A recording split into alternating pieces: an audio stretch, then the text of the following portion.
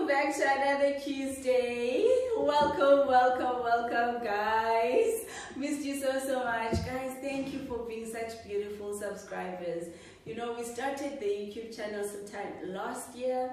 We came back this year in January after my recess break, and I don't want to lie to you, I was so worried, you know, if I'm going to be able to maintain the precedence that I set for you in terms of frequency, because I registered as a full-time student again this year for my doctorate.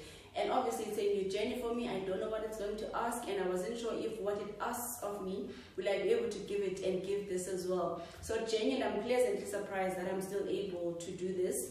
And one, it's appreciated, you know, because it's hard to do something alongside other heavy things if there's no point to it. But the point to it is still there, and it's still so important. The change in your lives is actually real and measurable. Thank you so much for the inboxes that take me through your life journeys and tell me that I've just gone back to video X, and man, I've gone back to it time and time again. This is what it has done for me. The transformative mental change that you have achieved from the content that I put out there is all the motivation that I need. So thank you for increasing my life satisfaction, because I'm happy doing my PhD. I'm happy doing this as well. It's not indefinite. I'm not going to be on YouTube forever, but I haven't picked an exit time or year or month at the moment. But I'm still here, and I'm going to give this output as designed and as promised until such a time where we have a dialogue about its future. So thank you that we are about to finish yet another year together. I really appreciate the growth. I really appreciate the support. Welcome back one more time. We're doing a fairly light topic today, but one that is very common in adult life, where we need the resources to deal with it because it's inevitable. And that is what happens when you outgrow your interpersonal relationships, particularly friendships. You know, this happens so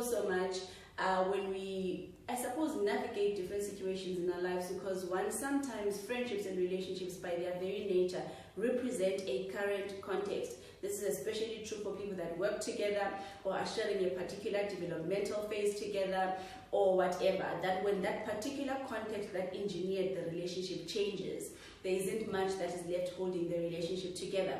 And people, I suppose, judge the duration by thinking the relationship was then unsuccessful. And this is untrue. The quality of the relationship is much more important than its duration, particularly so if it actually served its function. But it's still very painful and leads us down this path of personalizing endings by wanting to hold either ourselves or the person that left accountable. And I want to weigh in with a voice of reason that says, particularly when your friendships end, especially if there's no insult or injury to trust, there doesn't need to be a villain in the story. You don't need to personalize the ending and make it about them or make it about you. It began for the reason that it began, and it ended for the reason that it ended. One, like I said, sometimes context has changed. This is especially true in my personal life for relationships that I had in workspaces.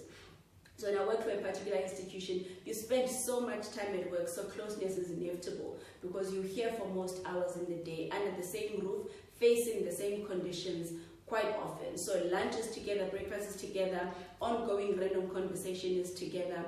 So much that you feel like these people are literally everywhere in your life. You love them so much. But you'll see that every time I leave that institution of work, it's very rare that a lot of those friendships remained intact. It's one of few attachments that would survive the changing circumstance and persist to be friends, you know, in different scenarios as well. And that speaks to the fact that much more than just frequency of contact was founding the friendship. But because in new friendships, the frequency of contact is so intense and so beautiful that it elevates the perception of closeness. And really, it's not fake closeness. You are close for that particular time. And when people move, you realize that apart from sharing the same space, there wasn't much else that held us together. So when that foundation has collapsed, that relationship has served its function. So sometimes that's why relationships end, because context has changed. And another reason why relationships and friendships end is developmental milestones and developmental compatibility. That where this person is and where I am makes us a poor fit to be in each other's lives at the moment. And there's nothing wrong with where they are, there's nothing wrong with who you are. You know, with running, with whatever, you'll see that in the journey you will start out together, possibly heading towards the same destination, but it's very rare that the person you started with and the one you arrive at the finishing line with is the same person. You bump into much more along the way. You run some stretch of the road with a couple more, and at some point one slows down, one increases their pace, and there's nothing wrong with that. Different journeys. Fitness yakhe, uyayazi approach yakhe to the journey, uyazazi goal yakhe of walking the journey, and alongside this evolution you bump into some people along the way that does not make you guys on the same journey. Actually, you're bumping into one another, headed to the same direction. So it's really okay if you need to implement your wisdom in your own journey, and that wisdom may mean I literally need to shift position, and shifting position will mean I'm leaving the people I was sharing the current position with. You've got to be loyal to your life purpose and your life journey. You've got to be so committed to your life cause that you're not going to compromise it because you love the company you are keeping in a particular phase. And when you have to leave, don't label them and pretend like they did anything wrong to you. You have to leave, or if they have to leave, wish them well. They know their journey best. They know the one that sent them best, and they need to honor that, and you need to applaud for them, especially if you learned so much and obtained so much value in the phase that they share with you. A lot of people that I was close with, that I'm not close with at the moment, have painted very beautiful colors in the chapter that they were in. But when it's time for me to turn the page, I'm going to turn the page, and I don't know what awaits in the new page and what characters are there. And I'm lucky that sometimes some people make it to the new page and make it to the new page as God authors my story. And sometimes I know that my friends have to turn the page, and the new page they are turning into may not necessarily include me. And I'm so happy deep within my conscience that when I held the pen to color the chapter that included me, I did a stunning job in painting it well. So enough FOMO when I need to be left behind for them to execute what they need to execute to be congruent to their life mission. You know, one of the most beautiful quotes that I've read and really resonated with was by C.S. Lewis, when he said, "Love is the steady wish for a person's ultimate good as far as it can be obtained." And I decided to even add a little flavor to it by saying that is really, really true. Even if it can be obtained furthest from you, that is really okay. That is what it is to love another person, that I want you to be happy, and I want you to get the best of the best, irrespective of where that best is obtained. So if you need to leave the country, leave the country. It may severely compromise the quality of our attachment, or it may not, but do what you need to do if it's congruent to your highest expression of your purpose, of your calling, of your happiness. I want you to find meaning and joy in your life, and I want to do the same in my life, and we don't need to be threaded in the same place. Also, the concept of invisible strings makes it significantly better for you to survive changing circumstance. In friendships, attachment doesn't necessitate contact all the time. There are people whose attachment to me is so amazing that it doesn't matter geographically where they go in the world, we will never have compromised attachment. We may decrease in frequency of communication, we may decrease in frequency of contact, but the attachment, I believe,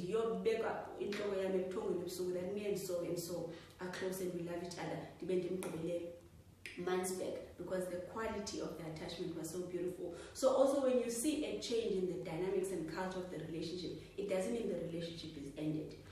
Another thing I suppose is pruning. You know, as the process is pruning you and you are changing, as you are shredding off, you know, this additional layer that you are outgrowing, of course, alongside the thing you are shredding may actually come off the very qualities that made you hang on to a particular set of people. So of course, in the absence of those, you may have nothing that's making you share anything in common with those people. There was nothing wrong with the relationship, but literally you putting on new hooks, and I will tell you, for instance, a phase in my life where I had to undergo a severe pruning process was when I had to take on additional responsibilities above and beyond work. So it means one of the most pruning experiences I had to go through was time management. So whoever was close because of me, because of how much time I gave them, of course that relationship inevitably would suffer because I don't have much time to give to it. And if time was the only thing that made us intact, of course they started to be shaky, and some of them ended, and they didn't offend me, and I didn't do anything to offend anyone either. But because the relationship had put on the pressure, we spoke all the time, we spoke every day, and right now in that phase of my life, time was the luxury that I did not have. So yes, pruning sometimes is that you're just shredding off a couple of things about you, and as those things are coming off, they are coming off with particular hooks, and those hooks are what some friendships and relationships actually hang on to. So in the absence of that hook, there isn't much that actually binds you guys together. I suppose the last thing that I want to touch on is change. People change, people evolve, and there's nothing wrong with that. And that evolution may make you guys a poor fit over time. Look at it like a pair of clothing where you've gained weight or you've lost weight, you've changed. It's still a beautiful pair of jeans. It just doesn't fit anymore. Some things are just not a good fit anymore because people have evolved, and that evolution process has led them to become incompatible with one another. Some friendships die out and then re-emerge when people are in a better place to host each other. Sometimes needs change, that what a person needs at the moment and what the relationship can offer are actually mismatched. So if they need space, the other person on the other side really needs attention from you. That's a mismatched expectation. One person there isn't going to get what they need. Some people sometimes need, I suppose, isolation and solitude to audit. And while they are needing that, this person needs support and inclusion and whatever good relationship. Therefore, you actually know a good place to meet one another's needs. And that's okay. Is it permanent? Sometimes not. Sometimes you re-emerge in the future of life and you meet as better in different people altogether. So the friendship or the relationship may even look completely different. Sometimes you don't. It served its function. It was a beautiful quality. Duration is irrelevant.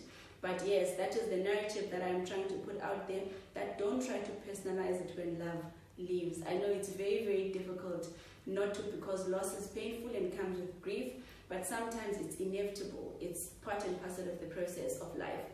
And if the relationship was seasonal and the season has ended, bid it beautiful farewell. Hold on to invisible strings that wherever you are and wherever I am, you'll always be a beautiful person in my life. Do I need to be playing an active part? Absolutely not. This obviously does not excuse you from making amends when you've made an injury, to be like, yeah, evolution. Sometimes we've offended people, and restitution can make the situation better. Sometimes accountability can make the situation better. Sometimes addressing the elephant in the room can make the situation better. You know yourself best. This is why self-knowledge is very important. To audit why your relationships ended. Did they end because you guys were at different places? Is there something that could have been done to align you guys again? Are you interested in the synchronicity? Do you want to invest in it so you can be in the same place? There's relationships that are so valuable that you like, and I'm going to go invest in an attempt to bring us to the same place, because that which I'm going to obtain in the synchronicity far outweighs what we will obtain in seclusion.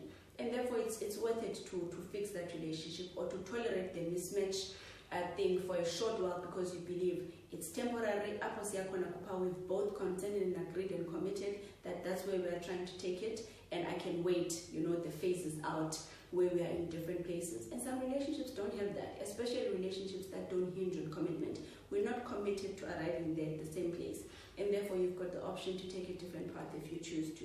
There is no villain in the story. Don't gossip about people. Don't try and paint them in a bad light. It's who they are. It's who you are. At the moment, you're not in each other's lives for whatever reason, and nobody needs to be at fault over that unless they are at fault. And if your relationship has sustained an injury and you feel like restitution is worth it, sit your person down, have a dialogue about it. If you choose an injury has been there, but amends is not something I'm interested in, that's also okay. These things are easier to answer when you know yourself well, because you know yourself well enough to know if you miss them, you know yourself well enough to know if you're in a phase that actually needs them, or but as we grow, situations will change, contexts will change, we will shred off certain layers of us as well that make us a poor fit to people that we once loved. And I need you guys to understand that sometimes it hurts to be the leaver too. I know the person that was left, or the person whose friend terminated the friendship, feels so rejected and like an outcast, thinking that it doesn't hurt for the person that has to make the change. Loss hurts for everyone. When you lose parts of you that make you relate to other people, it hurts for you as well, because sometimes you want to grow, but you want your friends too to come along. And it can be painful to realize that actually the two are mutually exclusive. You actually can't have them in that phase. It's not a nice feeling, even for the person that has to do the leaving, to realize that actually I have to go. This life calling demands XYZ of me, and so can't come along. It's painful because you love so and so. I'm of the Christian faith, so yours will be driven in whatever faith system that you utilize. Sometimes the calling is going to ask difficult things out of you, and believe me, sometimes you're not ready or even willing, where you're like, I want my friends and I like my friends. And the phase where it's taking you to will be demanding something opposite of what your friends are bringing, and you have no choice but to honor that if you are being true. to who you are. So yes, I'm hoping for intact attachments, but if it so happens that that cannot happen, I hope you don't hold anyone prison, you know, to a stance that they made nani right, even if Ubom has taken them to a different course. Love, according to C.S. Lewis, is a steady wish for a person's ultimate good as far as it can be obtained. And I need us to be graceful when it can be obtained far, far, far from us.